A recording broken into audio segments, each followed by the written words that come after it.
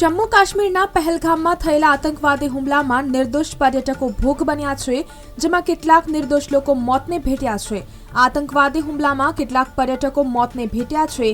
આ ઘટનાના દેશમાં ઘેરા પ્રત્યાઘાત પડ્યા છે, જેને લઈને પંચમહાલ જિલ્લામાં પણ આ હુમલાની ઘટનાને વખોડી કાઢવામાં આવી હતી, જેના પગલે હાલોલ બજરંગ દળ દ્વારા આતંકવાદીઓના પૂતળા દહન કરવામાં આવ્યું હતું અને આ હુમલાઓના જવાબદારો સામે કડક કાર્યવાહીની માંગ કરવામાં આવી હતી, જેમાં દક્ષિણ ગુજરાત પ્રાંત સહ સંયોજક જલ્પેશ સુથાર, હાલોલ પ્રખંડ સંયોજક હકાભાઈ ગઢવી, પ્રખંડ સહ સહયોજક રવિભાઈ સોલંકી, નગર સહયોજક નિમેશભાઈ ઘરવાલ, સામાજિક આગેવાન વિનોદભાઈ વાલાણી, નીતિનભાઈ શાહ ઉપસ્થિત રહ્યા હતા અને જલ્પેશભાઈ સુથારે જણાવ્યું હતું કે જમ્મુ કાશ્મીરના પહેલગામમાં આતંકવાદીઓ દ્વારા કાયરતાપૂર્ણ હુમલામાં નિર્દોષ પર્યટકોને નિશાન બનાવવું અત્યંત નિંદનીય અને પીડાદાયક છે।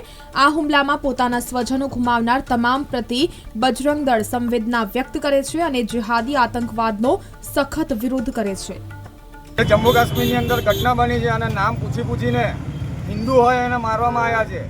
આવી ઇસ્લામિક જિહાદી જે વૃત્તિ ચાલી છે, તો આવા આતંકવાદીઓને અમારી દેશની આર્મી છોડે નહીં। અમને એમની પર પૂરો વિશ્વાસ છે અને જે લોકો જખમી છે એ લોકો જલ્દીમાં જલ્દી સ્વસ્થ બને અને બીજું કે આવો જિહાદી આતંકવાદ દેશની અંદર બંધ થાય।